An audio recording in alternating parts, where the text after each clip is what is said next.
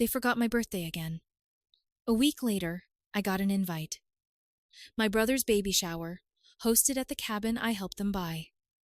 No apology, just a request to Venmo, $200 for catering. I sent 1 cent with a note.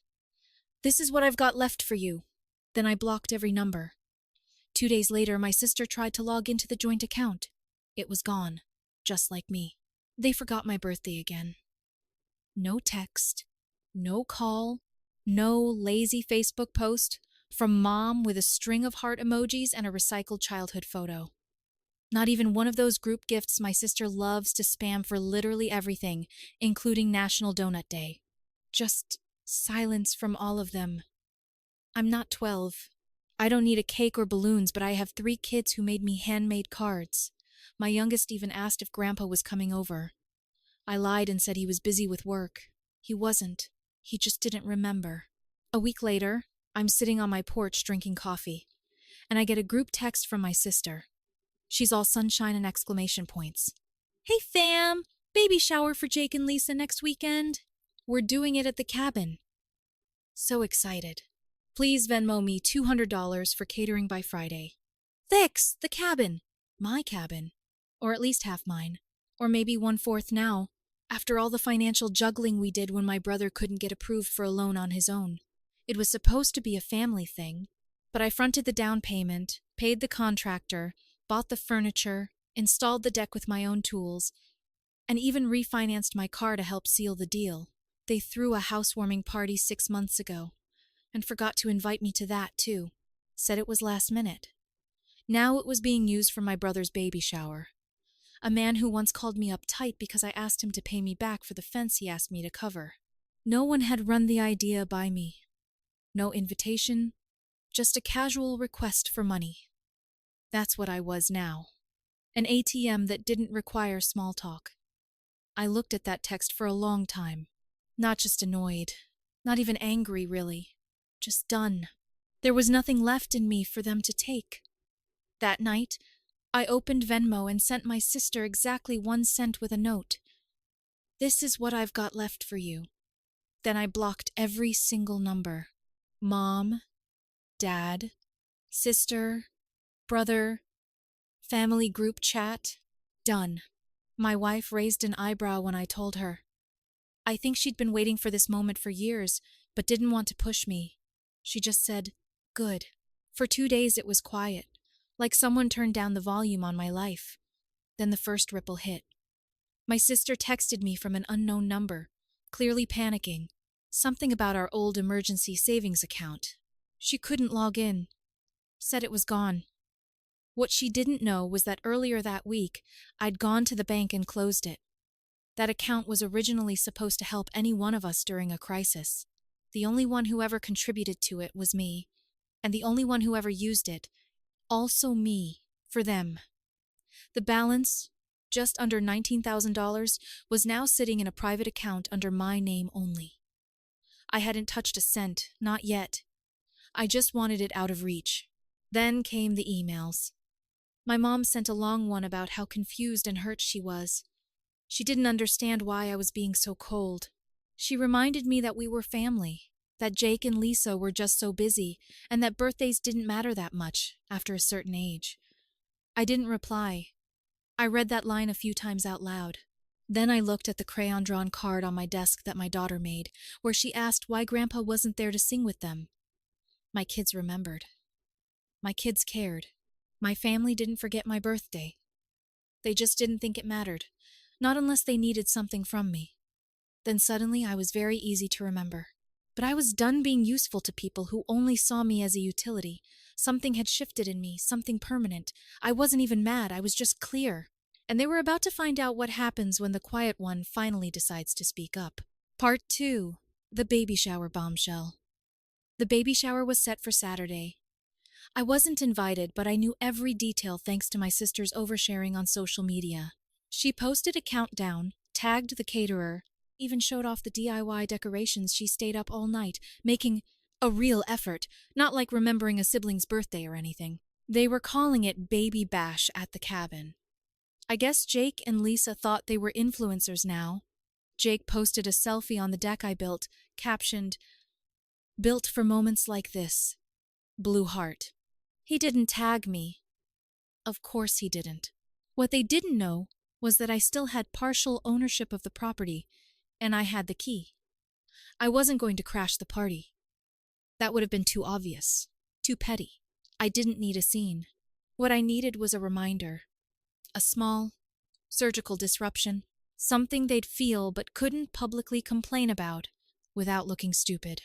So I made a phone call on Friday afternoon, spoke with the property manager who handled cabin rentals in the area, and gave him a heads up. The cabin was off limits for the weekend due to unresolved ownership disputes. No rentals, no events, liability issue. He knew me. I'd hired him to manage short-term stays when we weren't using it. He was confused, but said he'd lock it down. Then I called the county and filed a temporary injunction on the use of the cabin for events. Just enough red tape to make it unappealing. I also had the water shut off for maintenance. The gas company got the same call, clogged line. I did all this from my couch while watching my son build a Lego spaceship. Saturday morning, 10:42 a.m., my phone buzzed. New number again. It was my sister. Why is there a lock on the driveway gate? People are arriving. Did you do this? No reply. Then another. You can't be serious. We have catering coming. Guests are driving from 3 hours away. Lisa's crying. Still no reply. Then another message came through, this time from my mom. Kurt, you need to fix this now. This is a special day for Jake. Be the bigger person. Please, be the bigger person. That line hit differently because that's what I'd been for years. The one who drove 4 hours to help Dad move a couch. The one who paid the deductible when Jake wrecked Mom's car. The one who said yes to everything and got forgotten when it wasn't convenient to remember me. I didn't respond. I just set the phone down and watched my son snap another Lego piece into place. Calm, focused, completely unaware that somewhere else a carefully staged celebration was unraveling.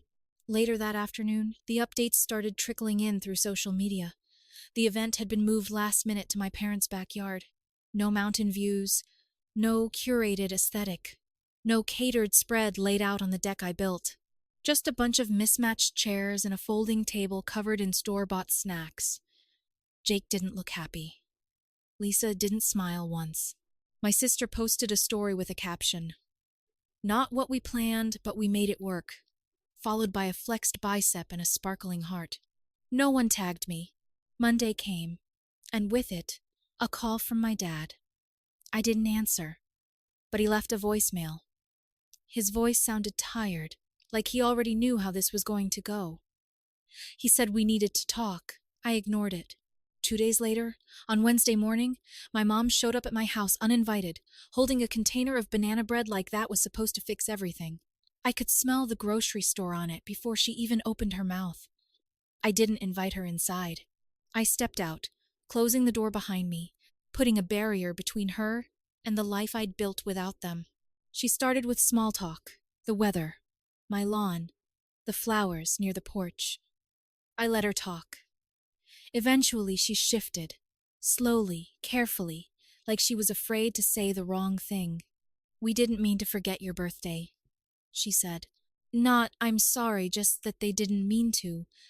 I told her I wasn't mad about the birthday anymore because forgetting a birthday is just a symptom. The real problem is being forgotten altogether, unless they need something. She tried to explain it away, said everyone had been busy, that Jake and Lisa were overwhelmed, that nobody was trying to hurt me. I asked her when the last time anyone had called just to check on me was not for help, not for money, just to ask how I was doing. She didn't answer. She just looked down at her shoes. Then she asked if I had really shut off the water and gas at the cabin like Jake was claiming. I told her I had. She said Jake was furious, that Lisa cried when guests showed up with gifts and nowhere to sit, that everyone was embarrassed. I told her that was the point. She looked at me like she didn't recognize me anymore. I asked her why it took me pushing back for anyone to notice I was even there. How many years was I supposed to carry everything while Jake coasted through life, celebrated for doing the bare minimum? She tried to defend him, said he was just different, that he struggled, that life had been harder for him. I asked her what was easy about raising 3 kids on a single income while still helping fund their family vacations. What was easy about paying for Dad's dental surgery when his insurance didn't cover it. The only difference, I told her, was that I never expected someone else to carry me. She shifted tactics, said my kids shouldn't grow up without their grandparents. I told her they already were, that birthdays had come and gone without a single call or card, that my youngest had started asking if Uncle Jake didn't like us. That stopped her. For a while, neither of us said anything. Then she asked if I was serious about cutting ties. I told her I wasn't cutting ties, I was setting terms. If they wanted me in their lives, it wouldn't be the way it used to be. No more quiet compliance, no more automatic yes, no more being everyone's safety net. I said I was willing to talk, but things had to change. She nodded, said very little after that, and eventually left, taking the banana bread with her. 2 days later, my dad came over. I didn't expect much. He'd spent most of his life avoiding conflict, pretending not to notice anything that made him uncomfortable. But he sat at my kitchen table for over an hour and listened. Really listened. He didn't interrupt, didn't defend anyone, didn't try to smooth things over. He asked questions, real ones, and when I answered, he didn't argue. When I finished, he sat there for a long moment before saying something I never thought I'd hear. You were right. We've been unfair to you. He admitted they let Jake get away with things because it was easier than dealing with him, that they leaned on me because they knew I wouldn't push back. He didn't ask me to forgive him. He just said he was sorry. That night, my sister texted, asking if we could talk. We met the next day. She cried, not dramatically, just quietly, like the weight of it had finally caught up to her. She said seeing me pull away made her realize how much she'd taken for granted, that she couldn't even remember the last time she'd asked me about my life. It felt different, not like the usual quick apology followed by everything going back to normal. It felt like something was actually shifting. Everyone seemed to be getting it. Except Jake. He sent a message to the group chat. This is pathetic. Kurt's acting like he's been abused or something. Grow up. You're not the victim here. That was it. One message. Dismissive and defensive, pretending he was the only one who saw the truth. But this time, something changed. My mom replied first. Enough, Jake, just stop. Then my dad. Your brother isn't the one who needs to grow up. My sister followed. I'm embarrassed by this. You owe Kurt an apology. Jake didn't respond. He just left the group chat. Now they're all trying. I can see it. They're making an effort, asking questions, showing up differently. But something in me has changed too, and I can't undo that. I don't feel the same pull toward them anymore. I don't feel obligated. We see each other occasionally. Short dinners, quick visits. They don't ask for money. They don't expect favors. And for the first time, I don't feel like I'm being valued for what I can give. I feel like I'm being seen for who I am. But the distance is still there. Not cold, not hostile, just real. Because once you realize your worth, you can't unsee it. And once you stop giving everything away, people have to decide if they still want you without it. For the first time in my life, I wasn't waiting for their answer. It didn't take long for Jake to resurface. About a month after the failed baby shower, my parents invited us all over for dinner. Just a simple thing, they said. No big speeches, no awkward circle of truth. They just wanted to try being a family again. My wife was skeptical. I was cautious, but I agreed. We pulled into the driveway that evening and immediately saw Jake's truck parked out front, still dented in the back from the time he hit a light pole and blamed the curb. Lisa wasn't with him. I figured she'd learned faster than the rest of them. Dinner started out quiet. My mom made pot roast. My dad actually helped set the table, which was new. There were attempts at normal conversation. My sister talked about a promotion. My mom brought up a Netflix show she thought we'd like. Nothing about the past, nothing about the cabin. Then Jake spoke. You all done pretending this guy's a hero? He said. motioning toward me with his fork. The room stopped. I mean, come on. He throws a tantrum, tanks my baby shower, cuts everyone off, and now we're all supposed to act like he's Gandhi. No one responded. He smirked, like he thought he'd finally broken the tension. I looked at my dad. He didn't say a word, just kept chewing.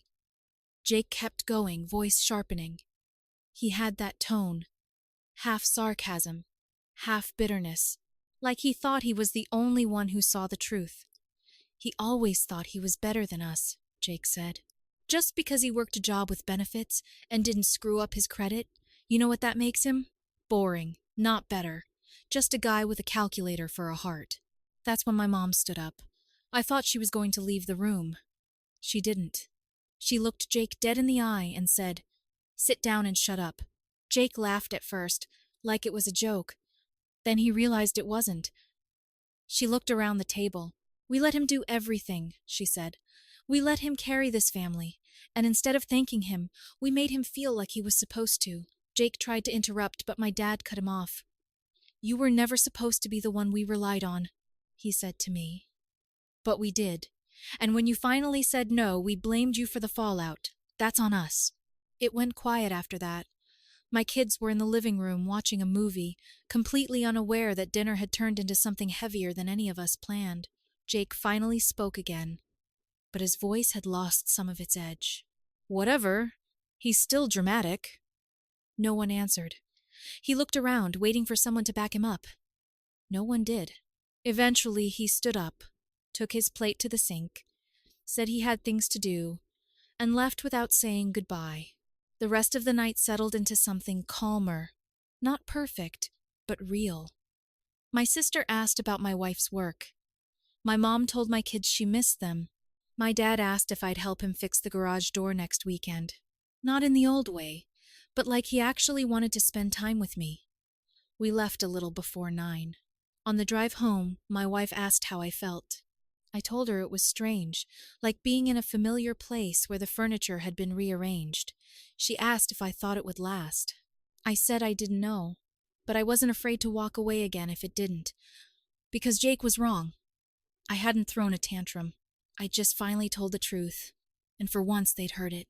After that dinner, something shifted for good. The old balance was gone. The one where I gave, and they took without question. They hadn't turned into perfect people overnight, but for the first time in years, I didn't feel like I was being tolerated for my usefulness. We started seeing each other more. Short dinners, quick visits. They didn't ask for favors. No one brought up money. My mom started texting just to check in. My sister sent a birthday card to my daughter. My dad even showed up to help me install a new water heater, tools in hand, no strings attached. Jake disappeared for a while. He still showed up on social media, posting motivational quotes and blurry gym selfies, pretending everything was fine. But I heard from Lisa's cousin that things weren't going well. He'd borrowed money from her family and hadn't paid it back. He lost a freelance job because he missed deadlines and blamed it on bad energy. Classic Jake. I didn't feel anything about it. No anger, no satisfaction, just distance. Then August came, and with it another test. My sister wanted to host a family barbecue, and she asked if we could have it at the cabin. I paused when she said that. The place had been untouched since the baby shower mess. She was careful, though, asked if I was okay with it, said we could go up together and fix it first. My wife wasn't thrilled about the idea, thought it might be a trap, but I didn't go for them. I went for me. That cabin represented too much of what I'd allowed before. I needed to see it differently. We drove up the next weekend, just me and my sister.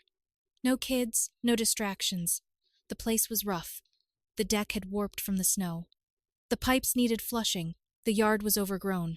But for the first time, she actually helped. No complaining, no disappearing halfway through. We worked side by side, fixing what we could. When we finally sat down on the steps to rest, she asked quietly, "Do you think you'll ever forgive us?" I told her it wasn't about forgiveness. I wasn't carrying anger. I just wasn't handing out free access anymore. If they wanted to be in my life, it would be on new terms. No shortcuts, no side doors. She nodded, said that was fair. The barbecue happened 2 weeks later. Everyone showed up except Jake. The food was good. The kids ran around like nothing had ever been wrong.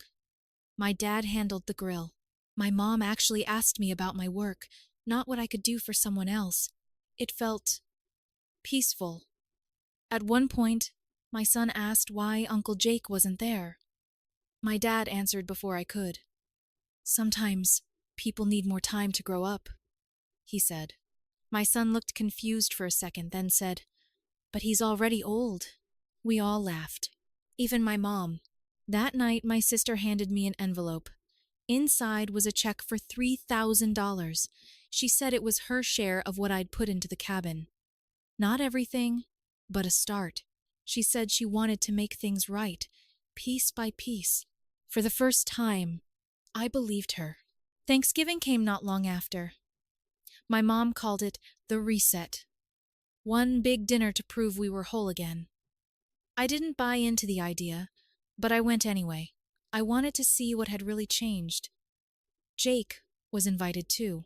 My dad told me over the phone, said Jake was willing to come if everyone acted normal. That told me everything I needed to know. Jake showed up late, wearing a shirt with the tag still on it, carrying a cheap bottle of wine like it was a grand gesture. He didn't greet me or my wife, just walked in like he owned the place. Lisa wasn't with him. I didn't ask why. Dinner started awkward. My mom tried too hard. My sister stayed quiet. My dad kept redirecting conversations any time silence crept in. Jake acted like nothing had happened. Joked with my wife. Asked my kids about school. Then halfway through dinner, he raised his glass. "I think it's time we let bygones be bygones," he said. Everyone froze. I told him he was free to let go of whatever he was holding. He rolled his eyes. "Here we go. You really love this whole 'I'm the wronged one' thing, don't you?" he said. "Got everyone on your side now. Must feel good." I didn't even look at him. I just kept eating and said, "What feels good is not having to explain myself anymore." He laughed, but there was nothing real in it. "You think you're better than us?" My dad set his fork down. "Jake, that's enough." But Jake kept going, saying we'd all just gotten tired of dealing with him. That now I was the golden child, because I'd finally grown a spine. No one defended him. Not this time. My mom stood up, told him to stop. My dad didn't move, but his silence said everything. Jake looked around, waiting for backup. It didn't come, so he left. Just like before, walking out without saying goodbye. We sat there for a while after he was gone. My daughter asked if he was coming back. My mom said, "Not tonight." Later, after we'd packed up and the kids were asleep in the car, my dad walked us out. He apologized quietly, said he thought Jake might finally understand. I told him some people don't want to understand. They just want things their way. He nodded, like he already knew that was true. Back home, I sat in the garage for a while, thinking about everything. The dinner, the silence, the half-full wine glass Jake left behind. It wasn't a perfect ending. It wasn't even a reunion. But it was honest. And for the first time, that felt like enough. Back home, I sat in the garage for a while after everyone went to bed, thinking about the dinner, the silence, the way Jake's chair had scraped against the floor when he left. That used to be enough to ruin the entire night, to send everyone into damage control mode, trying to smooth things over, trying to keep the peace. But this time, no one chased after him. No one called. No one asked me to fix it. For once, the responsibility didn't fall on me, and that alone felt like something had finally been set right. The next week passed quietly. My mom sent pictures from Thanksgiving, the table, the kids, a blurry shot of my dad laughing at something off camera. My dad texted me asking when I was free to grab coffee. My sister sent a message asking if my youngest liked Legos because she'd found a set she thought he'd love. Life moved forward in small, steady ways. Jake stayed out of it. And for once, no one asked me to pull him back in. It wasn't some perfect resolution. It wasn't a clean ending where everyone apologized and everything went back to how it used to be. Because the truth is, I didn't want it to go back. What we had before wasn't a family. Not really. It was a system. One where I carried the weight, and everyone else leaned on it. Now that system was gone, and what replaced it was still uncertain, still uneven, but it was real. For the first time in years, I had space. Space to think, space to breathe, space to be something other than the guy who fixed everything. I spent more time with my kids, actually present, instead of distracted by whatever crisis was coming next from my side of the family. My wife noticed it too. She said I seemed lighter, like I wasn't waiting for the next call asking for help. She was right. I wasn't waiting anymore. Jake, though, didn't disappear completely. He just moved to the edges, like someone orbiting a system he no longer controlled. I'd see him occasionally online, posting the same recycled quotes about hustle and mindset, trying to project a version of himself that didn't quite match reality. I heard things too. Not directly, never from him, but through the kind of quiet channels families use when they don't want to admit they're still talking about someone. He'd borrowed money from Lisa's family and hadn't paid it back. He'd lost another job. He blamed everything except himself. None of it surprised me. What did surprise me was how little I cared. There was a time when I would have stepped in, tried to help, tried to fix it before it got worse. But that version of me was gone. Not out of anger, not out of spite, but because I finally understood that helping someone who refuses to change isn't help, it's permission. And I wasn't giving that anymore. August came, and with it, another turning point. My sister called me about the cabin. She was careful, almost hesitant, like she didn't want to push too hard. She asked if we could have a family barbecue there, said only if I was okay with it. That mattered more than the request itself. For the first time, she wasn't assuming. She was asking. I told her I'd think about it. My wife didn't love the idea. She thought it might be a step backward, a way for things to slowly slide into old habits. But I didn't see it that way. I saw it as a test, not for them, but for me. The cabin had become a symbol of everything I'd let happen, every time I'd given more than I should have. I needed to go back there and see if it still felt that way. So we went, just me and my sister. No kids, no distractions. The place was in rough shape. The deck I'd built had warped in the cold. The pipes needed attention. The yard looked like no one had touched it in months. But this time, she didn't stand back and watch. She worked. She scrubbed, carried, fixed, stayed until things were actually done. It wasn't about the work itself. It was about the fact that she finally understood what it had taken to build that place in the first place. At one point, we sat on the steps, both of us exhausted. She looked at me and asked if I thought I'd ever forgive them. I told her, it wasn't about forgiveness. I wasn't holding on to anger anymore. I just wasn't going to go back to how things were. If they wanted me in their lives, it would be on new terms. No more quiet sacrifices, no more being the backup plan. She nodded, said she understood.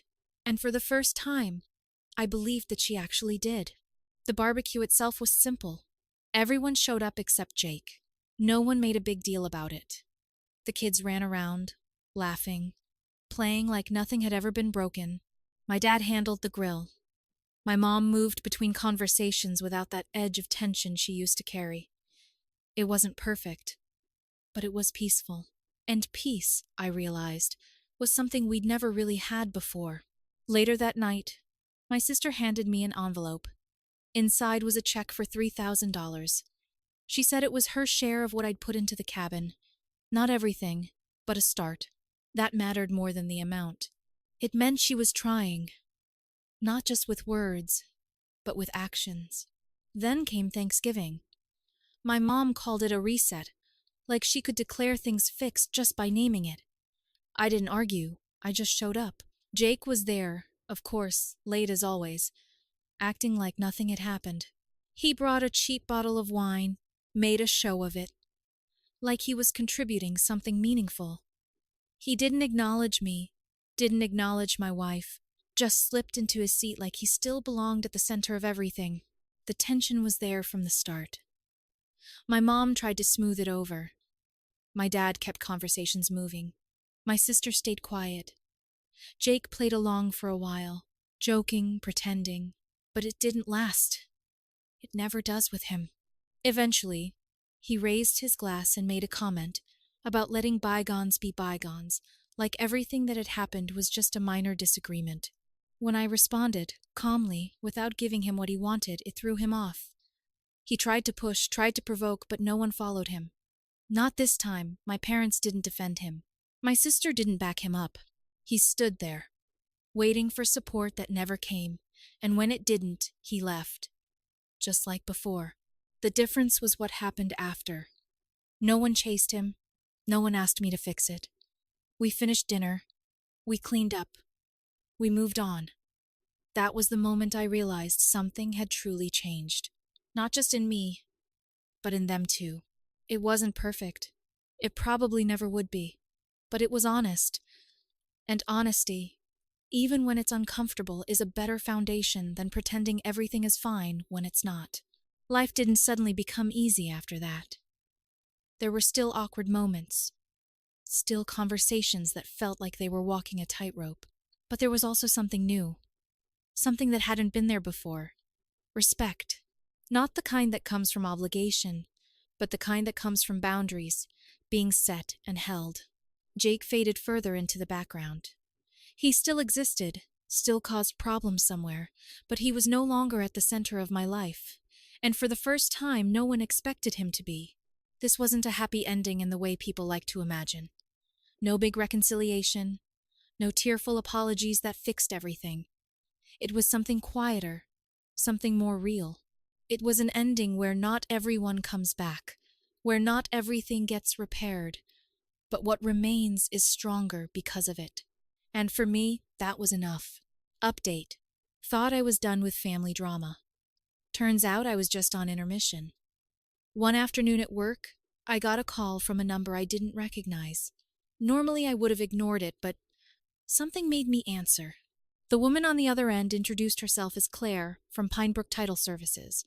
She said she had a few questions about transfer documents for the cabin. For a second, I didn't understand what she was talking about. Then she explained that my name was still on the original co-ownership agreement, and they needed my sign-off to proceed with transferring full ownership to Jake. I felt something cold settle in my chest. Jake was trying to transfer the cabin into his name without telling me. I kept my voice steady, asked her to send over all the documents before I confirmed anything. 10 minutes later, the email hit my inbox. I opened it, and there it was. Paperwork claiming I had agreed to give up my share, complete with a forged signature. He hadn't even tried to hide it. I called the title office back immediately. They froze the process as soon as I explained. Legal red flags everywhere. I didn't tell the rest of the family right away. Instead, I went to my parents' house the next day, sat down with my dad, and handed him a printed copy of the documents. He read the first page, and his face went pale. He didn't say much, just, "Oh no." My mom was horrified. She called my sister while I was still sitting there. Within hours, everyone knew. That night, Jake called from a blocked number, left a voicemail saying it was a misunderstanding, that he meant to tell me, that he thought I wouldn't care since I wasn't using the place. I sent the voicemail to my lawyer. Now, there's a fraud complaint in motion, and the silence in the family group chat feels heavier than anything that's been said out loud. But here's the part I didn't expect. After everything with the cabin, I started getting offers. Apparently, someone who had stayed there years ago had always wanted to buy it. They made a cash offer. Clean, way above what I thought it was worth. I accepted. We're closing next month. I'll walk away from that place with more than I put into it, and more importantly, without the weight it used to carry. My parents were shocked. My mom cried. My dad said he wished things had gone differently, but he understood. My sister said she was proud of me. Jake hasn't shown his face since. I don't expect he will, at least not until he finds someone else to lean on. The strangest part is how normal everything feels now. My kids don't ask about him anymore. They ask when their grandparents are coming over. They talk about building Legos with my dad, about sleepovers, about small, ordinary things that used to get overshadowed by all the noise. The family isn't what it used to be, and that's exactly why it finally works.